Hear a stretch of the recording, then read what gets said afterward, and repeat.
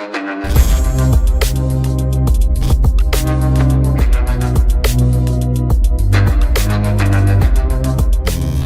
वालेकुम गाइस, कैसे हैं आप? उम्मीद करते हैं कि आप सब खैरियत से होंगे, खुश होंगे और हमारी दुआ है कि आप हमेशा खुश रहें, हंसते और मुस्कुराते रहें। मेरा नाम है रहमान अनवर और मैं हूं मोहम्मद और मैं हूं जफर इकबाल। और आज हम जिस वीडियो पर रिएक्ट करने जा रहे हैं, इस वीडियो का टाइटल है Pakistan economic crisis, Pakistan internal problem with Taliban. Taliban Pakistan को 4 टुकड़ों में करना चाहता है। इस पर अगर वीडियो पसंद आए तो लाइक सब्सक्राइब जरूर कीजिएगा और कमेंट में अपनी राय का इज़हार जरूर कीजिएगा। तो करते हैं वीडियो स्टार्ट और देखते हैं भाई।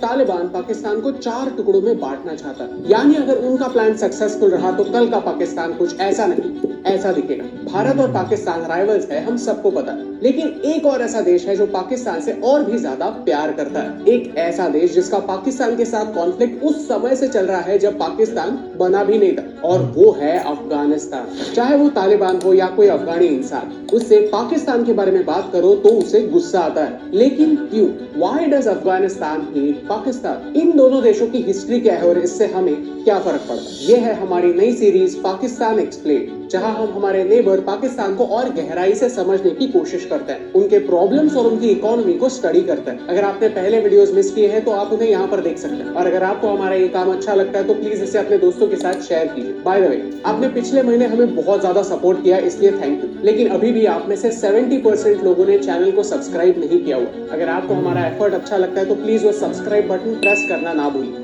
ये आपके लिए तो फ्री है, लेकिन इससे हमारी बहुत हेल्प होती है। चैप्टर 1, दोस्त या दुश्मन। 2021 में जब अमेरिका ने अफगानिस्तान छोड़कर भागने का डिसीजन लिया तो उन्हें लगा कि अफगानिस्तान की सरकार अफगानिस्तान को संभाल पाएगी, लेकिन ऐसा हुआ नहीं। सिर्फ 10 दिनों में तालिबान ने पूरे के पूरे अफगानिस्तान पर अपना कंट्रोल जमा लिया। तालिबान ने आज अफगानिस्तान में अपनी सरकार बना ली, और इसके इनॉग्रल सेरेमनी में उन्होंने सिर्फ 6 देशों को इन्वाइट किया, उसमें से ही एक था पाकिस्तान। पाकिस्तान तालिबान से खुश था। आफ्टर ऑल पाकिस्तानी सेना ने ही एक जमाने में उन्हें ट्रेन किया। तालिबान का लिटरल मीनिंग है स्टूडेंट। इस लॉजिक से तालिबान और अफगानिस्तान पाकिस्तान का दोस्त होना चाहिए, राइट? लेकिन ये बस आधा सच। जैसे भारत में फैमिली पॉलिटिक्स है, वैसे ही पाकिस्तान में भी 2 बड़ी फैमिलीज है जो पाकिस्तान के पॉलिटिक्स को आज तक कंट्रोल करती आई। एक है शरीफ फैमिली और दूसरी है जरदारी फैमिली, जिन्हें हम भुट्टो के नाम से जानते हैं। 27 दिसंबर 2007 बेनजीर भुट्टो रावलपिंडी में एक रैली में थे। ये एक ऐसी लीडर है जो 2 बार पाकिस्तान की प्राइम मिनिस्टर रह चुकी थी। अचानक गोलियां चली और एक बॉम्ब ब्लास्ट हुआ, जिसमें बेनजीर भुट्टो का असैसिनेशन हो गया। इसमें तालिबान का हाथ था। 2014 में उन्होंने सबसे घिनौना और ब्रूटल अटैक पेशावर में आर्मी पब्लिक स्कूल पर किया। इसमें 150 लोग मारे गए, जिसमें से 134 स्टूडेंट्स थे, बच्चे। अब 2022 में ऐसे अटैक्स और बढ़ रहे हैं जिसमें तालिबान का हाथ। इनफैक्ट पिछले साल तालिबान में पूरे पाकिस्तान में 262 अटैक्स। बात हो रही है टीटीपी यानी तहरीक तालिबान।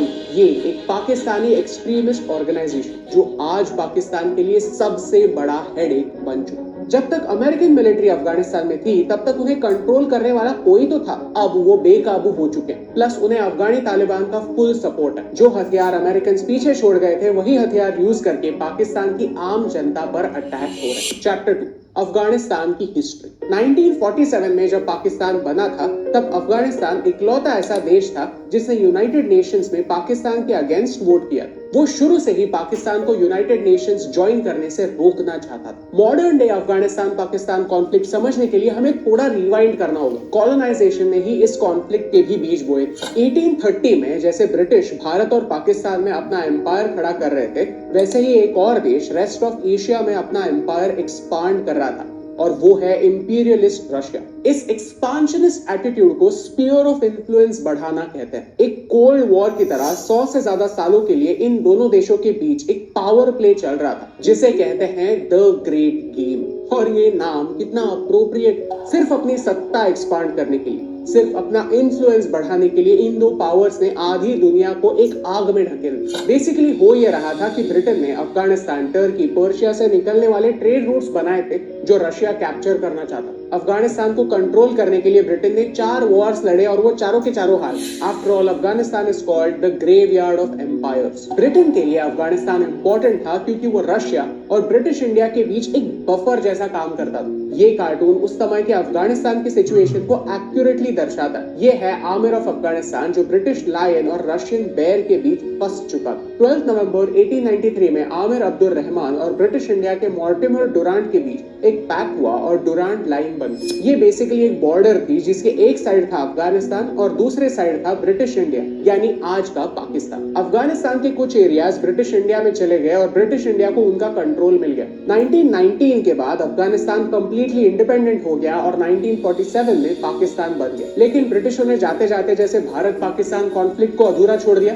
वैसे ही इस कॉन्फ्लिक्ट को भी अधूरा छोड़ दिया, क्योंकि 1921 की एंग्लो अफगान ट्रीटी में एक important line, this treaty will be in force for 3 years from the date of its signature. That's why Afghanistan के लोग मानते हैं कि डुरांट लाइन का वो अग्रीमेंट ब्रिटिश इंडिया के साथ था, ना कि पाकिस्तान के साथ। तो ब्रिटिश इंडिया से जाने के बाद वो अग्रीमेंट भी वॉइड होना चाहिए। वो कहते हैं कि जैसे ब्रिटिश इंडिया के लोगों को और प्रिंसली स्टेट्स को ऑप्शन दिया गया था कि आपको भारत का हिस्सा बनना है या पाकिस्तान का, ऐसा ही ऑप्शन बॉर्डरिंग एरियाज में रहने वाले लोगों को भी देना इंपॉर्टेंट था। अफगानिस्तान पाकिस्तान बॉर्डर पर पाश्तूनी लोग रहते हैं। अफगानिस्तान डुरांट लाइन को ऑफिशियल मानने के लिए तैयार नहीं था, तो पाकिस्तान ने 1949 में इन एरियाज पर अटैक कर जहां कई पाश्तूनी लोग मारे गए। 1950s में ब्रिटिशों ने कहा कि डुरांट लाइन ही ऑफिशियल है और अफगानिस्तान को इस लाइन को मानना ही पड़ेगा। और ऐसे ही करते करते 1970s तक दोनों देशों के बीच बॉर्डर पर छोटे मोटे झगड़े होते रहे। Chapter 3 using Afghanistan to defeat India. Pakistan और भारत के रिलेशंस कॉम्प्लिकेटेड है। Actually that's an understatement. Pakistan की मिलिट्री ने पिछले 50 सालों के लिए एक ही ऑब्जेक्टिव रखा था कि भारत को डिस्ट्रॉय करना। जब जिया उल हक पावर में आए तब तक ऑलरेडी पाकिस्तान भारत से 3 वॉर्स लड़ चुका था और हार चुका था। अब उन्हें एक अलग स्ट्रैटेजी की जरूरत है। पाकिस्तानी मिलिट्री ने एक डॉक्ट्रिन का इस्तेमाल किया जिसे कहते हैं स्ट्रेटेजिक डेप्थ। इस स्ट्रैटेजी से पाकिस्तान ने अफगानिस्तानी गवर्नमेंट में इंटरफियर करना स्टार्ट किया, अफगानिस्तान को एज अ पॉन कंट्रोल करना स्टार्ट किया। अगर भारत पाकिस्तान पर फ्यूचर में अटैक करता है तो अफगानिस्तान में अपने हथियार, अपने टैंक्स, अपनी मिलिट्री के बेसेस बन सकता है। अफगानिस्तान का इस्तेमाल भारत पर काउंटर अटैक करने के लिए किया जा सकता है। यही सोचकर उन्होंने डुरांट लाइन पर जो लोग थे उनके हाथों में हथियार थमाना स्टार्ट किया। ट्राइबल लोगों को मिलिटेंट्स बनाए। आज उन्हीं मिलिटेंट्स की वजह से टीटीपी जैसी एक ऑर्गेनाइजेशन पाकिस्तानी आम जनता के लिए एक थ्रेट बन चुकी है। पाकिस्तान पर भी अटैक्स होते हैं जिनमें आम लोग मरते हैं। If you have snakes in your backyard, you can't expect them to bite only your neighbors. Eventually, they will bite the people who keep them in the backyard. It would be insensitive to say कि जैसी करनी वैसी भरनी। लेकिन सच तो यही है कि आज पाकिस्तान को भारत से जितना खतरा है उससे कई ज्यादा खतरा टीटीपी, एक ऐसी ऑर्गेनाइजेशन जिसे पाकिस्तानी लीडरशिप नहीं बनाया। Chapter 4 Pakistan in big trouble. आज पाकिस्तान के लिए एक ट्रिपल थ्रेट पैदा हो गई। भारत पाकिस्तान का कॉन्फ्लिक्ट तो है ही, नीचे बलोचिस्तान के लोग पाकिस्तान से अलग होना चाहते हैं और अफगानिस्तान साइड से टीटीपी पाकिस्तान पर अटैक कर। टीटीपी पाकिस्तान में इस्लामिक स्टेट एस्टैब्लिश करना चाहता है, पाकिस्तानी गवर्नमेंट को ओवरथ्रो करना चाहता है। टीटीपी चाहता है कि ये पूरा एरिया जिसे फाटा कहते हैं वो उन्हें सौंप दिया जाए जहां वो अपनी कैलिफेट एस्टैब्लिश करेंगे। और सबसे इंटरेस्टिंग बात यह है कि वो पीओके को पाकिस्तान का हिस्सा मानते ही नहीं। वो कहते हैं कि ये इंडिया का है और पाकिस्तान को इसे इंडिया को लौटा देना चाहिए। बेसिकली अगर आज उन्हें फाटा एरिया का कंट्रोल मिल जाता है फिर भी वो तीनों साइड से पाकिस्तान से घिरे होंगे। लेकिन अगर पीओके भारत का हिस्सा बन जाता है तो एटलीस्ट एक साइड में भारत हो। और इंडिया ने पिछले 75 सालों से नो फर्स्ट स्ट्राइक पॉलिसी अपनाई है, यानी हम पहले किसी पर भी अटैक नहीं करते। साथ ही साथ टीटीपी ये भी चाहता है कि बलोचिस्तान एक अलग देश बन जाए, पंजाब अलग हो जाए, सिंध अलग हो जाए, यानी इनका एजेंडा पाकिस्तान के 4 टुकड़े करने का। Chapter 5 conclusion. जब अफगानिस्तान में तालिबान पावर में आया तो पाकिस्तान खुश था। उन्हें लगा था कि अब हम तालिबान के साथ नेगोशिएट करके अपने आपसी प्रॉब्लम सुलझा सकते हैं। लेकिन हुआ एग्जैक्टली उल्टा। अफगानिस्तान आज भी डुरांट लाइन को ऑफिशियल नहीं मानता और ये पाकिस्तान के लिए काफी बड़ा हेडेक है। आज हम देख रहे हैं कि पाकिस्तान के इकोनॉमिक क्राइसिस से गुजर रहा है। यहाँ के लोगों के पास जॉब्स नहीं है, खाने के लिए आटा नहीं है, बिजली रिलायबल नहीं है और इन सारे बातों के रूट्स पाकिस्तानी मिलिट्री के मिलिटेंसी को सपोर्ट करने से जुड़े हुए। सोचिए अगर उनके इतने सारे रिसोर्सेस, इतना सारा पावर, इतना सारा अटेंशन, इतना सारा पैसा अगर मिलिटेंसी को सपोर्ट करते हुए ना जाता तो आज वो देश कहाँ का कहाँ होता। अगर आपको इस वीडियो से कुछ नया सीखने मिला तो इसे अपने दोस्तों के साथ शेयर कीजिए, क्योंकि अगर हम पाकिस्तान की गलतियों से सीखते हैं तो हमें पता चलेगा कि हमें क्या नहीं करना। Because only a fool learns from his own mistakes, a wise man learns from the mistakes of others. और यही इंपॉर्टेंट बात आप तक पहुंचाने से मुझे फर्क पड़ता है। हे दोस्तों, thank you so much for watching this video till the end. आपको हमारी पाकिस्तान एक्सप्लेन सीरीज कैसी लग रही है हमें कमेंट्स में जरूर बताइए। अगर आपको ये वीडियो अच्छा लगा तो प्लीज वो लाइक बटन प्रेस कीजिए। क्या आपने कभी सोचा है कि कश्मीर का ये हिस्सा हमेशा पाकिस्तान में क्यों दिखाया जाता है? समझने के लिए ये वीडियो देखना मत भूलिए। अगर आप भारत के बजट के बारे में फैक्ट्स जानना चाहते हैं तो ये वीडियो जरूर देखें। Thank you so much for watching, क्योंकि आपके सपोर्ट से हमें फर्क पड़ता है भाई बहुत बड़ा। लेकिन हाँ जी गाइस, तो जैसा आपने भाई देखी वीडियो, क्योंकि कन्फ्लिक्ट जो हैं टीटीपी के साथ तो भाई बढ़ते ही जा रहे हैं। पिछले साल अगर 200 प्लस हुए हैं तो इस साल भाई तो उन्होंने भाई 500 क्रॉस कर जाने हैं। जैसे अभी साल शुरू हुआ ही है तो भाई इधर अटैक इधर हर तरफ भाई अटैक ही अटैक हो रहे हैं। क्या क्या वो चाहते गए हैं? वो तो यही चाहते हैं कि भाई हमारा जो एरिया वो हमें दें, जो इंडिया का एरिया है वो इंडिया को दें, बाकी भाई जो जिसका है भाई अपना अपना ले लें, बस उठाएं थाली से, जैसे यही समझ रहे हैं भाई। ठीक बात है, इकोनॉमिक क्राइसिस तो काफ़ी पाकिस्तान के चल रहे हैं, लेकिन ऊपर से जो एक खतरा है ना टीटीपी का वाला, वो टलने का नाम ही नहीं ले रहा। क्योंकि अब इसी मतलब के साल में इतने अटैक हो चुके हैं और कोई कंट्रोल नहीं हो रहा, और ऊपर से लोगों का एक मतलब के दबाव, एक ऊपर से महंगाई, हर चीज़ मतलब ऐसे ही आ गई कि एक ऊपर से मुसीबत इनको घेरा हुआ है कि इनके कुछ अपने भी फेलियर हैं, वो भी ये नहीं क्लियर करना चाहते। फेलियर आपने खुद के ऐसे कि इन्होंने अपनी एक अना बनाई हुई है खुद की कि बस वो इधर से हट जाए, वो इधर से हट जाए, हमारा बंदा अगर आगे आए, हमारा बंदा आगे आए, एक मुल्क को रख कर अभी तक नहीं सोच रहे। हाँ जी, तो ये मसला है सबसे बड़ा। नहीं, असल में जो हम जो खुल के ना वो बहुत सारी चीज़ें करते बोलते नहीं हैं, या जो है ना वो देख रहे होते हैं, अंदर ही अंदर रखते हैं। हालांकि ये सारा काम जो है ना वो सिक्योरिटी इश्यूज़ का जो है ना वो सारा हमारी एजेंसीज का है, जिनको मतलब एक वो इस मकसद के लिए ही बनी हुई हैं। तो अगर आपकी इतनी बड़ी एजेंसीज हैं, यहाँ तक कि आपको आप पाकिस्तान के हर बंदे के ज़हन में है कि हमारी जो है ना वो एजेंसी दुनिया की नंबर 1 एजेंसी है, तो बात करने का मकसद ये है कि वो क्यों नहीं इन चीज़ों को रोकते। आप देखो ना, अभी आप पिछले दिनों देखे किस तरह कभी प्राइम मिनिस्टर की जो है ना वो कॉल लीक हो रही है, कभी किसी की एक्स प्राइम मिनिस्टर की हो रही है, कभी उसके जो है ना किसी वजीर की हो रही है, कभी उसकी वाइफ की हो रही है। मतलब तो बात आप देखो ना कि इन सभी के ऊपर इनका कंट्रोल है, तो उधर कंट्रोल नहीं हो सकता, उधर भी करना चाहिए। वो भी तो किसी एक लिंक के थ्रू या एक सारे जो पीछे जो है ना वो बहुत सारी चीजें होती है जिसके थ्रू वो सारी वर्किंग कर रहे होते हैं, तो उनको पकड़ना चाहिए। उनको क्यों नहीं पकड़ते? हालांकि जिस हद तक वो अब बढ़ गए, उनको रोकना का कोई ना कोई हाल तो इनको निकालना चाहिए। हालांकि वो इतना मुश्किल काम नहीं है, कर भी सकते हैं, लेकिन भाई आप देखो ना, हाल ही में एक मतलब कि उन्होंने पूरा इन्होंने विजिट किया, IAS का चीफ भी उधर गया, एक दबाव उन्होंने डाला, उन्होंने एक मतलब कि फेक कार्रवाई करने के लिए एक वीक तक मतलब कि अभी तक अटैक नहीं हुआ। इसका रीज़न यही था, उन्होंने इनको कुछ दिखाया कि हम उधर उनके साथ लड़ रहे हैं, लश्कर तैयबा के साथ हमारा उधर एक मतलब कि फटा पड़ा हुआ तालिबानों की, उनकी ऑलरेडी इतनी फाइट भी बड़ी हो चुकी है और उनके काफ़ी मर भी चुके हैं, इनके भी काफ़ी मर चुके हैं। तो इनको ये कि हम कुछ नहीं कर रहे, लेकिन अंदर ही अंदर बस वो एक सब कुछ कर भी रहे हैं और उनका नाम भी नहीं ले रहे। लेकिन दिखाने के लिए उन्होंने एक उधर अटैक करवाया, उनके मतलब कि ये तो इनका ये लीडर मार गया, उनका ये लीडर मार गया, लेकिन सब कोई कुछ भी नहीं है। और इधर भाई पूरे मतलब कि पाकिस्तान में उनका नेटवर्क है और बहुत बड़ा है, वो एक इशारा देते हैं तो इसमें मतलब कि ये नहीं कि अब बेचारी स्कूटी उस सड़क पर खड़ी है, उस सड़क पर खड़ी हुई है, ऐसा कोई भी नहीं होता यार। वो जिस जगह चाहे हाँ, तब एक मतलब फिर ये है कि जब एक स्कूटी मतलब कि अटैक होता है ना, एक मतलब कि जब क्रॉसिंग करते हैं बॉर्डर की साइड पर, तब एक ब्लेम इनको खुला करते हैं लोग। लेकिन जो अंदरूनी है ना वो मतलब काफी मुश्किल है यार। ये अंदरूनी माफिया बैठा यार, अंदरूनी ऐसा कौन सा नेटवर्क है जिसको भाई पकड़ ही नहीं यार। मेरी बात सुनो तो ना, एक परसों की बात है, इधर हमारे विलेज में वो लड़का बेच रहा था कपड़े वगैरह, वो खुद ही बनाते हैं। तो मेरी उससे बात हुई, मुझे पक्का कन्फर्म था कि ये बंदा अफगानिस्तान का है। तो मैंने उससे पूछ लिया भाई कहाँ से, उसने बोला मैं तो इधर इस सिटी से हूँ। पीछे कहाँ से? पेशावर से। उससे पीछे कहाँ हो? अफगानिस्तान से। तो मैंने उससे बात की, यार नफरत क्यों करते हो इतना पाकिस्तान से आप? उसने बोला आप चोर हो। यकीन करें उसने मुंह पर बोला।